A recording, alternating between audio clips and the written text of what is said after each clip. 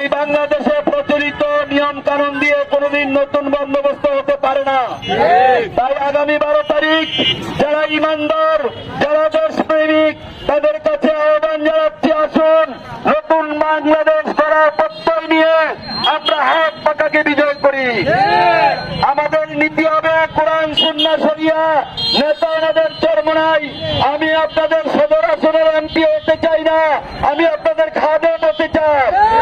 আমার কুষ্টিয়া সদর আসনে যদি আমি আপনাদের ভোটে নির্বাচিত হই, আমার এই জনসাধারণ হবে এমপি, আমি তাদের খাদেম হয়ে নিজের আখিরাতের নাজাত নিশ্চিত করতে চাই।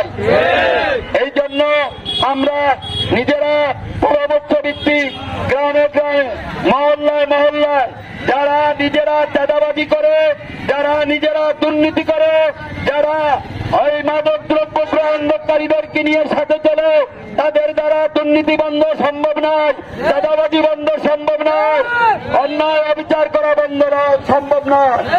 এই জন্য আগামী 12 তারিখ আমাদেরকে সিদ্ধান্ত নিতে হবে, আমরা পুরনো বন্দোবস্ত চলবো না শরিয়া ভিত্তিক বন্দোবস্ত চলবো।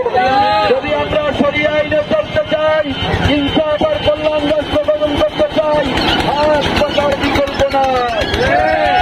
আল্লাহ তাআলা আমাদেরকে আগামী 12 ফেব্রুয়ারি ইসলাম দেশ মানবতার কল্যাণে হাত পাকাকে বিজয় করার তৌফিক দান করেন। আল্লাহ তাআলা আমাদের মুরব্বিয়ানে